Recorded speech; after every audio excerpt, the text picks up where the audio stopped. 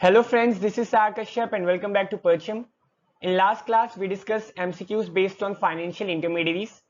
In this class, we will continue with that same topic because financial intermediaries बहुत ज़्यादा ही important topic है. यहाँ से बहुत सारे questions आते हैं. So without any delay, start करते हैं हम अपनी आज की class. Before that, let me remind you, अगर आप RRB, NTPC, Group D या फिर SSC की preparation कर रहे हैं, so you are welcome to Percham app. There we have created a comprehensive general awareness course for you people. In it we cover static GK, polity, history, geography, economics as well as science. So you people can check it. Start करते हैं हम अपना आज का session. सबसे पहले देखते हैं अपना previous day question. So question was NABARD was established on recommendation of option A M Narasimhan committee, B Sivaraman committee, C Ashok Mehta committee, D Gadgil committee. So the correct answer is B Sivaraman committee. So NABARD को B Sivaraman committee के recommendation पे establish किया गया था. अब question ये उठता है कि नाबार्ड क्या है. हालांकि नाबार्ड के बारे में हमने प्रीवियस क्लासेस में डिटेल में डिस्कस कर लिया था, बट स्टिल हम एक बार और डिस्कस कर लेते हैं. NABARD stands for national bank for agriculture and rural development and इसको एस्टैब्लिश किया गया था जुलाई 1982 में under NABARD act 1981. It was established on recommendation of B Sivaraman committee. यहाँ से हमारा क्वेश्चन आया था. And it is 100% owned by government of India. Earlier यानी कि पहले RBI का थोड़ा बहुत स्टेक था नाबार्ड पे, बट आज के टाइम में फिलहाल जो नाबार्ड है वो 100% ओन्ड है गवर्नमेंट ऑफ इंडिया के द्वारा. So government of India, Bharat सरकार पूरी तरीके से नाबार्ड की मालिक है. आ रहा है आपको समझ? अब स्टार्ट करते हैं हम अपने आज के क्वेश्चंस के साथ. सो पहला क्वेश्चन है which among the following was the royal commission on Indian currency. यानी कि निम्नलिखित में से कौन भारतीय मुद्रा पर शाही कमीशन था. Option A Hilton Young commission, B Simon commission, C Mansfield commission, D Fraser commission. So what's the correct answer? The correct answer is option A Hilton Young commission. It was a royal commission on Indian currency. In fact Hilton Young commission के recommendation पे ही India पे RBI करके एक central bank बनाया गया था. सो ये चीजें आपको पता होनी चाहिए. हिल्टन यंग कमीशन के बारे में कुछ चीजें दी हुई हैं कि ये इंडिया पे आया था 1926 पे and it recommended the establishment of central bank to be called the Reserve Bank of India. ये चीज हमने पहले भी डिस्कस कर ली थी. ठीक है. Question number 2, RBI act was enacted in the year dash. यानी कि आरबीआई अधिनियम किस वर्ष में अधिनियमित किया गया था. बेसिकली आपसे पूछ रहा है कि आरबीआई एक्ट आया कब. Option A 1920, option B 1934, option C 1947, option D 1950. So what's the correct answer? इसका करेक्ट आंसर है ऑप्शन बी 1934. एंड इसी एक्ट के थ्रू इंडिया में आरबीआई को एस्टैब्लिश किया गया था. एंड आरबीआई एस्टैब्लिश करने का रिकमेंडेशन किसने दिया था? अभी अभी हमने पढ़ा था. किसने? हिल्टन यंग कमीशन ने. ये सारी चीजें आपको क्लियर होनी चाहिए. क्वेश्चन नंबर 3, सफल, सुगम एंड सरल आर टाइप्स ऑफ. यानी जो सफल, सुगम और सरल है ये क्या है, ये किसके प्रकार हैं? Option A small finance banks, option B bank accounts, option C payments bank, option D fix deposits. ये क्वाइट ट्रिकी क्वेश्चन है. सो इसका करेक्ट आंसर क्या है? इसका करेक्ट आंसर है ऑप्शन बी बैंक अकाउंट्स. सफल, सुगम एंड सरल एक तरीके के बैंक अकाउंट्स हैं. इनके बारे में अब थोड़ा डिटेल में पढ़ते हैं. सो जो हमारा इंडियन पोस्ट पेमेंट बैंक है उसका मोटो क्या है? आपका बैंक आपके द्वार. एंड इनमें बैंक अकाउंट्स खोले जा सकते हैं. सो यहाँ जो बैंक अकाउंट्स खुलते हैं वो 3 तरीके के होते हैं, सफल, सुगम एंड सरल. सो सफल, सुगम एंड सरल क्या है? बैंक अकाउंट के types. And one more thing कि ये जो इंडियन पोस्ट पेमेंट बैंक है इसको ओन कौन करता है, इसकी मालिक कौन है? डिपार्टमेंट ऑफ पोस्ट, जो कि वर्क करती है under the direct control of ministry of communication and information technology. ठीक है. सो ये सारी चीजें आपको क्लियर होनी चाहिए. Question number 4, find correct statements about NBFCs in India. ये यूपीएससी प्रीलिम्स 2010 में पूछा जा चुका क्वेश्चन है. एनबीएफसी के रिगार्ड में कौन सा करेक्ट स्टेटमेंट है? Option A they can not engage in the acquisition of securities issued by government. यानी जो सरकारें सिक्योरिटीज इशू करती हैं उनको एनबीएफसी एक्वायर नहीं कर सकती, उनको एनबीएफसी खरीद नहीं सकती. Option B they can not accept demand deposits like savings account. वो डिमांड डिपॉजिट्स को एक्सेप्ट नहीं कर सकती जैसा बैंक करती है। Option C both A and B यानी कि दोनों ही सही है। Option D neither A nor B यानी कि दोनों ही गलत है। सो करेक्ट आंसर क्या है यहाँ? इजी सा क्वेश्चन है ये, आप थोड़ा प्रैक्टिकल एप्लीकेशन लगाओ एनबीएफसी का तो आपको इजीली ये आंसर बन जाएगा। The correct answer is option B, they can not accept demand deposits like savings account. पहला स्टेटमेंट हमारा बिल्कुल ही गलत है, क्योंकि जो एनबीएफसी होती हैं वो गवर्नमेंट सिक्योरिटीज को एक्वायर कर सकती हैं, वो गवर्नमेंट सिक्योरिटीज को खरीद सकती हैं, बट वो डिमांड डिपॉजिट्स को एक्सेप्ट नहीं कर सकती। ठीक है, so option B would be our correct answer, क्योंकि ऑप्शन बी एकदम सही स्टेटमेंट है। ठीक है, question number 5, which of the following statements about the Indian Post Payments Bank is or are correct? So Indian Post Payments Bank के regard में दो statements दिए हुए हैं, आपको बताना है कौन सी स्टेटमेंट यहाँ करेक्ट है।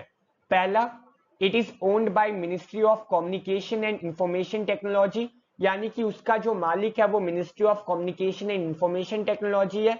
Second, minimum balance of ₹2000 is need to be maintained in it.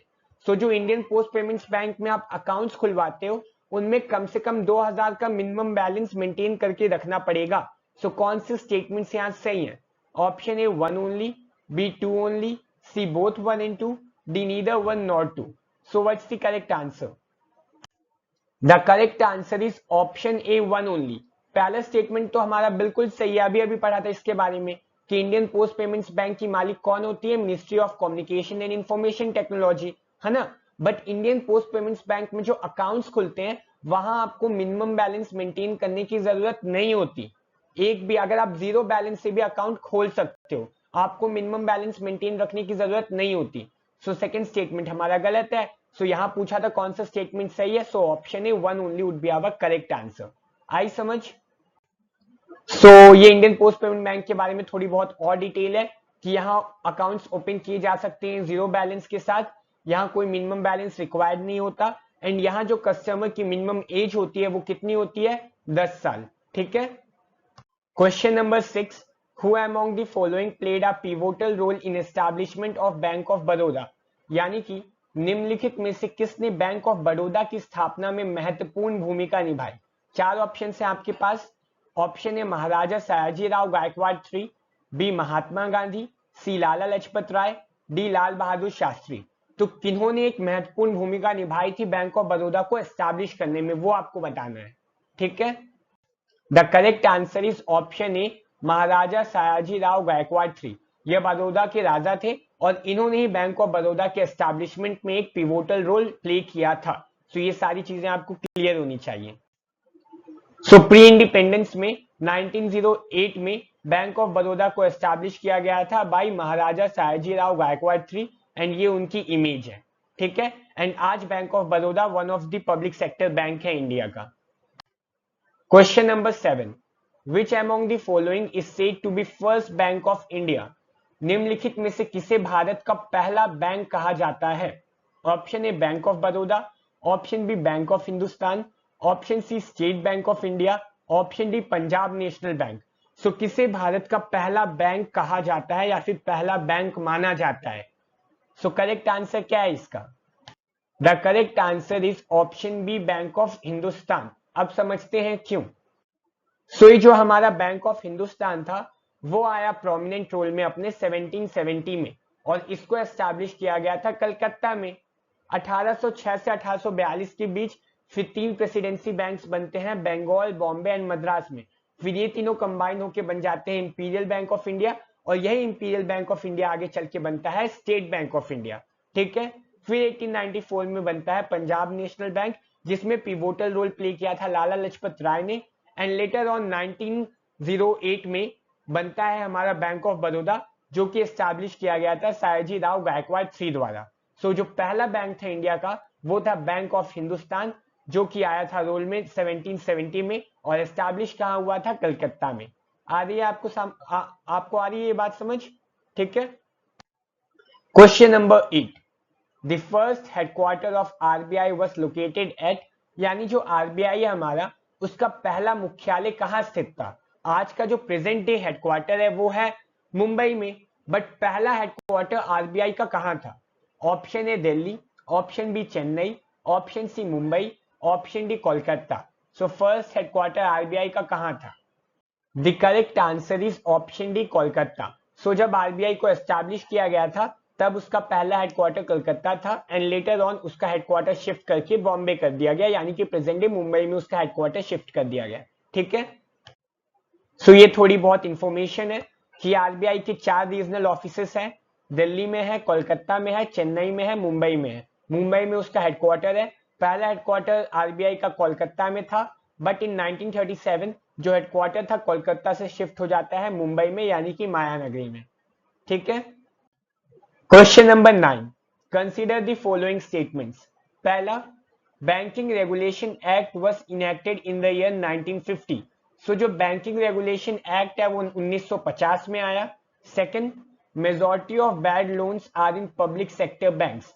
सो कौन सी स्टेटमेंट्स यहां सही है? Which is or are correct? Option A 1 only, option B 2 only, option C both 1 and 2, option D neither 1 nor 2। The correct answer is option B 2 only.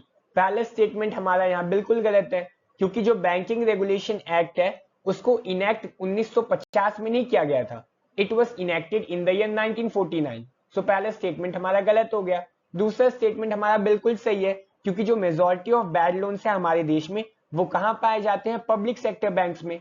Bad loans यानी कि ऐसे loans जिनको लोग पे बैक नहीं कर रहे हैं, जिनमें लोग पैसा वापस नहीं भर रहे हैं, तो उन लोन्स को आप बोलोगे bad loans. And majority of bad loans आपको कहां देखने को मिलेंगे? पब्लिक सेक्टर बैंक्स में। सो सेकंड स्टेटमेंट हमारा बिल्कुल सही है, एंड इसी कारण जो पब्लिक सेक्टर बैंक्स है उनकी हालत खराब है। ठीक है, अब ये जो बैंकिंग रेगुलेशन एक्ट है उसके रिगार्ड में थोड़ी बहुत इंफॉर्मेशन आपको पता होनी चाहिए। सो banking regulation act empowered RBI to give license to companies to open banks, यानी आरबीआई को पावर दी कि वो कंपनीज को लाइसेंस दे सकता है बैंक्स खोलने के लिए। It empowered RBI to give permission to banks to open new branches। अगर बैंक्स को नई ब्रांचेस खोलनी है तब भी उन्हें परमिशन लेनी पड़ेगी आरबीआई से। It empowered RBI to prescribe auditing and liquidity norms for banks such as SLR। RBI को पावर दिया कि वो नॉर्म्स प्रिस्क्राइब करेगा कि कैसे ऑडिटिंग होगी, कैसे लिक्विडिटी मेंटेन की जाएगी बैंक्स में। ठीक है, एंड इसने आरबीआई को एम्पावर किया कि वो डिपॉजिटर्स के इंटरेस्ट को प्रोटेक्ट करने के लिए स्टेप्स उठा सकता है। साथ ही साथ अगर आरबीआई को ऐसा लगता है कि बैंक्स बहुत ज्यादा वीक हो चुके हैं तो उनको बंद कर दो या फिर मर्ज कर दो बड़े बैंक्स के साथ। सो ये सारी पावर्स आरबीआई को कहां से मिलती हैं? बैंकिंग रेगुलेशन एक्ट से। ठीक है, question number 10, what does S stand for in Swift Financial Messaging Service। Swift आजकल न्यूज में था, तो ये Swift है क्या? एंड Swift वर्ड में S का क्या मतलब है? ठीक है, option A secure, option B society, option C simple, option D service. इसका आंसर आपसे बनना चाहिए क्योंकि स्विफ्ट बहुत ज्यादा न्यूज में था इस समय, क्योंकि जो हमारा रशिया है उसको स्विफ्ट सिस्टम से बाहर कर दिया गया है। तो ये स्विफ्ट है क्या, ये पता होना चाहिए। एंड स्विफ्ट में एस की मीनिंग क्या है? क्या है इसकी meaning? The correct answer is option B society. ठीक है, स्विफ्ट में एस का मतलब है सोसाइटी। अब स्विफ्ट को थोड़ा बहुत डिटेल में समझते हैं। स्विफ्ट का फुल फॉर्म क्या है? SWIFT stands for society for worldwide interbank financial telecommunication. So ये फुल फॉर्म आपको याद होना चाहिए। स्विफ्ट है क्या? It is a trusted messaging system for banks and other financial institutions around the world। So जैसे आप हम बात करते हैं फेसबुक के थ्रू, इंस्टाग्राम के थ्रू, व्हाट्सएप के थ्रू, सो जो ये बैंक्स है वो किन के थ्रू बात करते हैं? स्विफ्ट मैसेजिंग सर्विस के थ्रू। एक तरह का मैसेजिंग सिस्टम है जिनके थ्रू बैंक्स और financial institutions around the world एक दूसरे से कम्युनिकेट करते हैं। ये जो स्विफ्ट है वो खुद ही मनी को सेटल नहीं करता, केवल और केवल इंस्ट्रक्शन प्रोवाइड करता है कि कैसे बैंक्स को फंड्स को रिसीव करना है, कहां फंड्स को गिव करने हैं, कहां फंड्स को रिसीव करने हैं।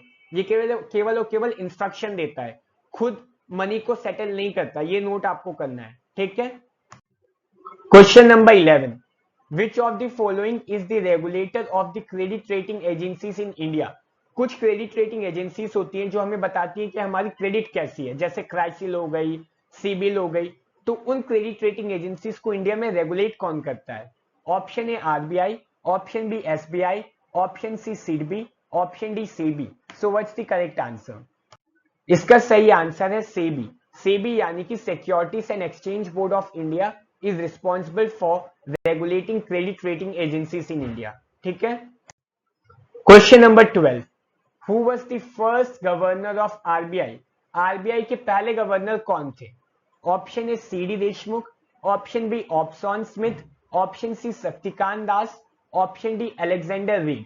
सो आरबीआई के पहले गवर्नर कौन थे ये आपसे पूछा जा रहा है। इसका सही आंसर है ऑप्शन बी ऑप्सन स्मिथ। बहुत सारे लोगों ने option A C D Deshmukh को चूज किया होगा, बट ये गलत आंसर है क्योंकि C D Deshmukh was the first Indian governor of RBI, but पहले गवर्नर कौन थे आरबीआई के? Osborne Smith. ठीक है। Question number 13, who among the following participated in Bretton Woods conference? निम्नलिखित में से किसने ब्रिटेन उच्च सम्मेलन में भाग लिया? Option A Mahatma Gandhi, option B Lala Lajpat Rai, option C D Deshmukh, option D B R Ambedkar. So एक ब्रिटेन वुड्स कॉन्फ्रेंस हुई थी जिसके बारे में आप सभी ने पढ़ा होगा कहीं ना कहीं। तो उस कॉन्फ्रेंस में इन चारों में से किसने पार्टिसिपेट किया था ये पूछा जा रहा है आपसे। तो इसका करेक्ट आंसर क्या है? इसका करेक्ट आंसर है option C D Deshmukh. In fact C D Deshmukh के बारे में आपको बहुत सारी चीजें याद रखने की जरूरत है, जैसे कि C D Deshmukh was the first Indian governor of RBI, he was the second finance minister of RBI, and he was the one who participated in Bretton Woods conference. ठीक है। Question number 14, consider the following statements about ICICI. So जो आज का ICICI bank है ना, private sector bank है आज का, सो उसके बारे में कुछ स्टेटमेंट्स हैं वो आपको देखनी है।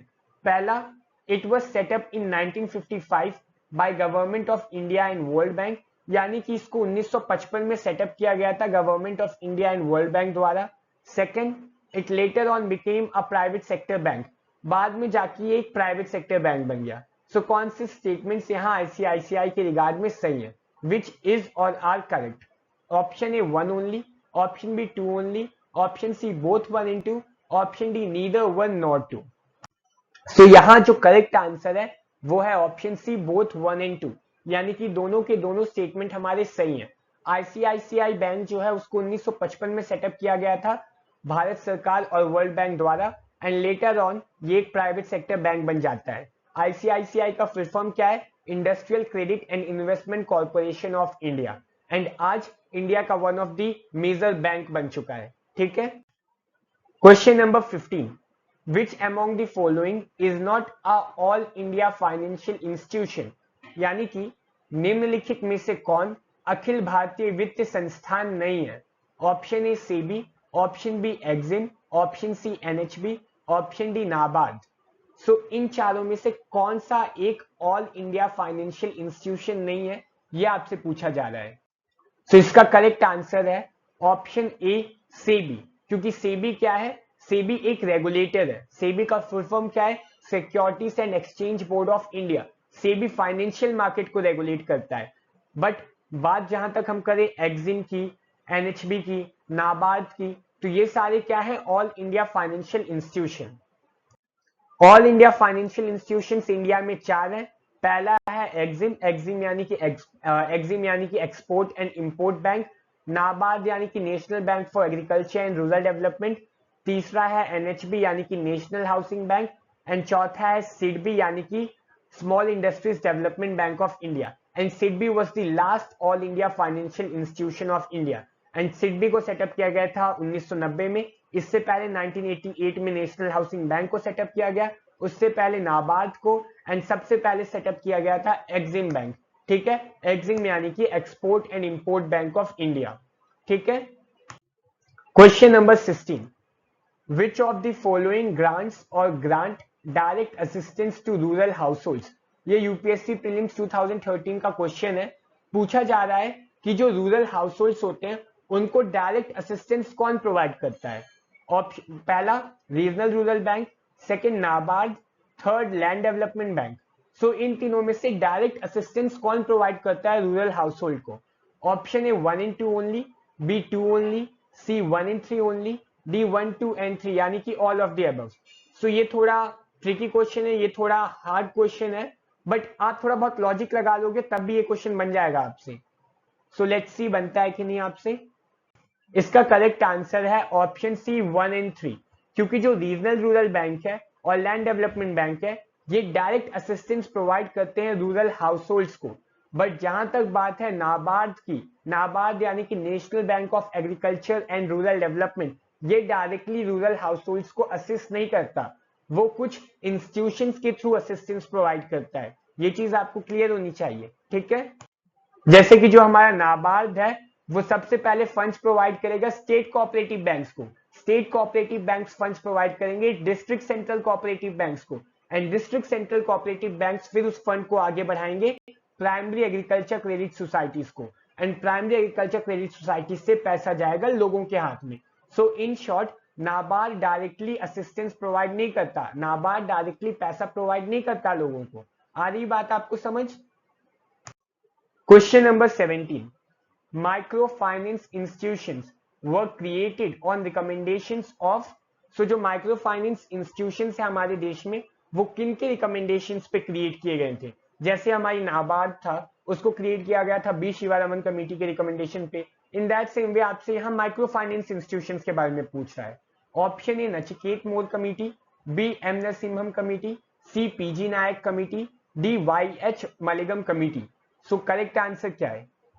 इसका करेक्ट आंसर है option D Y H Malegam committee. So Y H Malegam committee के रिकमेंडेशन पे ही माइक्रो फाइनेंस इंस्टीट्यूशंस को क्रिएट किया गया था। सो माइक्रो फाइनेंस इंस्टीट्यूशंस करते क्या है वो थोड़ा बहुत आपको पता होना चाहिए। They give small loans to poor without collateral, flexible EMIs होती है, यानी कि जो पुअर लोग होते हैं जिनके पास रिसोर्सेस नहीं है, जिनके पास कोई चीज नहीं है जिसको वो गिरवी रख सके, तो उनको लोन्स प्रोवाइड करता है माइक्रो फाइनेंस इंस्टीट्यूशंस। और यहाँ जो ईएमआईस होती है यानी जो इक्विटेबल मंथली इंस्टॉलमेंट्स होती है वो बहुत फ्लेक्सिबल होती है ताकि लोगों को प्रॉब्लम ना हो। एंड माइक्रो फाइनेंस इंस्टीट्यूशंस को RBI and ministry of corporate affairs jointly यानी कि मिलकर रेगुलेट करते हैं। सो अकेले आरबीआई नहीं करता इनको regulate, ministry of corporate affairs भी करता है। सो ये चीज आपको क्लियर होनी चाहिए। एंड जो हमारा इकोनॉमिक सर्वे था 2020-2021 का, उसने माइक्रो फाइनेंस इंस्टीट्यूशंस के रोल को अप्रिशिएट भी किया था। इकोनॉमिक सर्वे ने माना कि माइक्रो फाइनेंस इंस्टीट्यूशंस एक बहुत ही अच्छा रोल प्ले कर रहे हैं वीकर सेक्शंस को हेल्प करने में, ठीक है। Question number 18. Which among the following have SARFAESI powers? 1. All types of bank. 2. Housing finance companies. 3. All kinds of NBFCs. So ये क्वेश्चन आपसे तभी बनेगा जब आपको पता हो कि SARFAESI पावर्स क्या होती हैं। तो उनके बारे में अब हम डिस्कस कर लेंगे आगे, बट अभी सबसे पहले हम अपने क्वेश्चन पे फोकस करते हैं। सो क्या है करेक्ट आंसर इसका? Option A 1 only, B 1 and 3 only, C 1 and 2 only, D 1 2 and 3। इन तीनों में से किनके पास सरफाइसी पावर्स होती हैं? So correct answer is option C 1 and 2 only. हर तरीके के बैंक्स के पास सरफाइसी पावर्स होगी, हाउसिंग फाइनेंस कंपनीज के पास भी सरफाइसी पावर्स होगी, बट हर तरीके के एनबीएफसी के पास सरफाइसी पावर्स नहीं होगी। केवल और केवल कुछ स्पेशल एनबीएफसी हैं जिनको सरफाइसी पावर्स दी गई है। अब ये सरफाइसी पावर्स हैं क्या? अगर आपको ये नहीं पता तो चलो इनको डिस्कस कर लेते हैं। सरफाइसी एक्ट का फुल फॉर्म है securitisation and reconstruction of financial assets and enforcement of security interest act 2002। So ये फुल फॉर्म आपको याद होना चाहिए। I repeat, SARFAESI act stands for securitisation and reconstruction of financial assets and enforcement of security interest act. इसके अंदर होता क्या है कि lenders can attach mortgage assets when the loan is not repaid. समझ लो आपको चाहिए 10 लाख का लोन, अब आपने अपनी जमीन गिरवी रख दी लेकिन आप उस लोन को पे बैक नहीं कर पा रहे हो, तो बैंक्स क्या करेगी? बैंक को हक है अंडर सरफाइसी एक्ट कि वो आपकी जमीन को अटैच कर ले, वो आपकी जमीन पर कब्जा कर ले और उस जमीन से आपके लोन का रीपेमेंट करवाए। आ रही है बात आपको समझ की नहीं? ठीक है।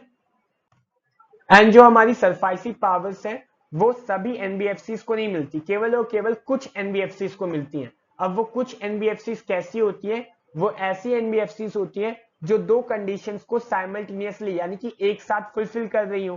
पहला कि एनबीएफसी का जो असेट साइज है वो 100 करोड़ या 100 करोड़ से ज्यादा है, एंड दूसरी लोन कम से कम 20 लाख रुपए का दिया गया है। तभी एनबीएफसी उस जगह सरफाइसी पावर्स को यूज कर पाएगी। ठीक है।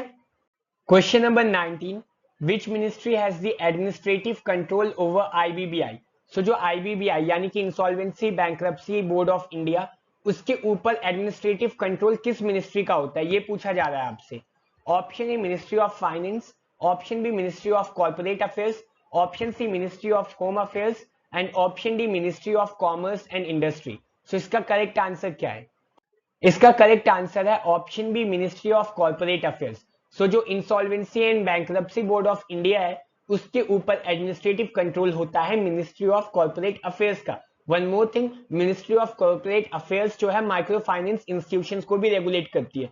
तो यहाँ से आप चीजों को रिवाइज भी करते रहा करो बीच बीच में, ताकि सारी चीजें आपके माइंड में बैठ जाए। ठीक है। अब ये आईबीबीआई है क्या? IBBI stands for insolvency and bankruptcy board of India. वो एक स्टैट्यूटरी बॉडी है जिसको बनाया गया है to monitor and implement insolvency and bankruptcy code 2016। So जो आईएनबी कोड आया था 2016 में, उसको मॉनिटर करने के लिए, उसको इंप्लीमेंट करने के लिए आईबीबीआई बनाया गया है। आईबीबीआई की कॉम्पोजिशन की बात करें तो इसमें एक चेयरमैन होता है, एक नॉमिनेटेड मेंबर होता है आरबीआई के साइड से एंड 8 मेंबर होते हैं गवर्नमेंट के साइड से। सो इन टोटल आईबीबीआई में 10 मेंबर होते हैं। ठीक है। Question number 20, first round of bank nationalisation was done in, यानी कि कब पहली बार बहुत सारे बैंक्स को इंडिया में एक साथ नेशनलाइज किया गया? Option A 1951, option B 1960, option C 1969, option D 1980। So what's the correct answer? इसका करेक्ट आंसर है ऑप्शन सी 1969। सो 1969 में इंदिरा गांधी के टाइम में पहली बार बैंक्स को बहुत जल्दी जल्दी नेशनलाइज किया जा रहा था एंड बहुत सारे बैंक्स को नेशनलाइज किया गया। ठीक है। सो 1969 में करीब 14 प्राइवेट बैंक्स को जिनकी डिपॉजिट्स 50 करोड़ से ऊपर थी, उनको नेशनलाइज किया गया था and all that was being done under banking companies ordinance act 1969। And बड़े बड़े बैंक जैसे कि bank of Baroda, Punjab national bank, Dena bank, Canara bank, इन सभी को 1969 में ही नेशनलाइज किया गया था। ठीक है।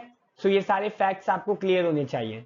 यहाँ आप देख सकते हो कि टाइम्स ऑफ इंडिया ने अपने फ्रंट पेज पे लिखा है कि 14 top banks are nationalised and Indira Gandhi ने उस समय कहा था कि ये एक बहुत ही बड़ा वाइटल स्टेप है, बहुत ही इंपॉर्टेंट स्टेप है एंड ये सारी चीजें हुई थी 1969 में। ठीक है।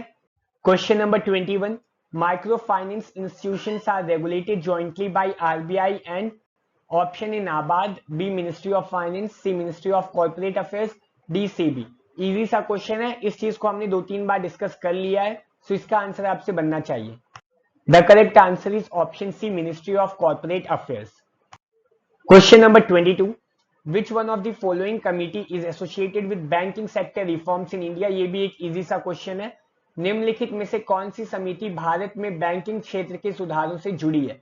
Option A LC Gupta, B Narasimham committee, C Chakravarty committee, D Kelkar committee. So इसका करेक्ट आंसर है option B Narasimham committee. So जो नरसिम्हम कमिटी थी, it was associated with banking sector reforms in India. M Narasimham committee ने बहुत ही इंपॉर्टेंट रिकमेंडेशंस दिए थे, जैसे कि उन्होंने कहा कि भारत में प्राइवेट बैंक्स की एंट्रीज को अलाउ करना चाहिए, फॉरेन बैंक्स को अलाउ करना चाहिए, जो हमारी आरबीआई है उसको सीआरआर एंड एसएलआर को कम करना चाहिए। अब ये सीआरआर और एसएलआर क्या है, इनके बारे में हम डिटेल में अपनी अपकमिंग क्लासेस में पढ़ेंगे एंड इनके ऊपर हम एमसीक्यूज भी देखेंगे, तो वहां हम इन कॉन्सेप्ट्स को थोड़ा डिटेल में समझ लेंगे। एंड साथ ही साथ एम नरसिम्हम कमेटी ने ये कहा कि जो हमारी सरकारें हैं, जो हमारी गवर्नमेंट्स हैं, उनको पब्लिक सेक्टर बैंक्स में अपनी शेयर होल्डिंग्स को डिक्रीज करना चाहिए, ताकि बैंक्स को थोड़ी बहुत ऑटोनॉमी मिल पाए एंड बैंक्स अपने हिसाब से काम कर सके। ठीक है। Question number 23, who among the following is the immediate regulator of regional rural banks. So जो रीजनल रूरल बैंक्स होते हैं, उनका इमीडिएट रेगुलेटर कौन है? Option A RBI, B NABARD, C national housing bank, D SIDBI. So immediate regulator कौन होता है regional rural bank का? The correct answer is option B NABARD. So जो रीजनल रूरल बैंक्स होते हैं, उनका इमीडिएट रेगुलेटर तो नाबार्ड होता है, बट अल्टीमेट रेगुलेटर आरबीआई होता है।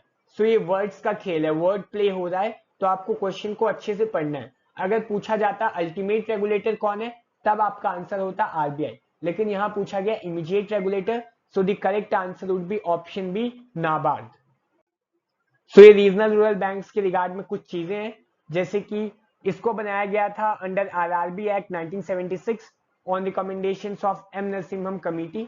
रीजनल रूरल बैंक्स जियोग्राफिकली कुछ डिस्ट्रिक्ट्स तक रिस्ट्रिक्टेड होते हैं, इनका पैन इंडिया प्रेजेंस नहीं होता। इमीडिएट रेगुलेटर है नाबार्ड और अल्टीमेट रेगुलेटर है आरबीआई। ठीक है। Question number 24, consider the following statements about payments bank. So payments bank के रिगार्ड में कुछ स्टेटमेंट्स हैं, वो देखना है आपको।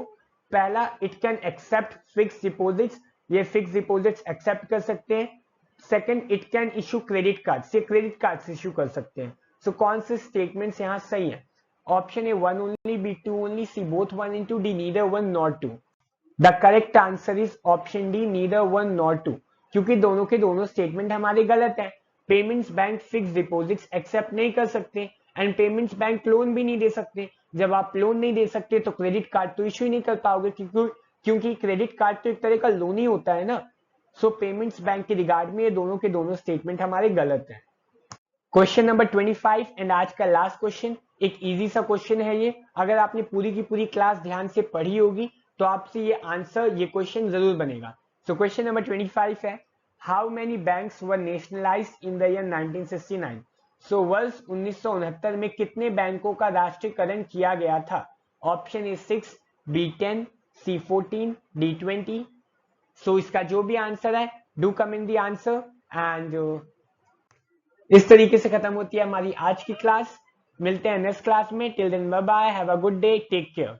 एंड नेक्स्ट क्लास में हम मॉनेटरी पॉलिसी के रिलेटेड एमसीक्यूज को डिस्कस करेंगे। So do prepare monetary policy topic so that आप अच्छा स्कोर कर सकें नेक्स्ट क्लास में। सो मिलते हैं नेक्स्ट क्लास में। Bye bye, have a good day.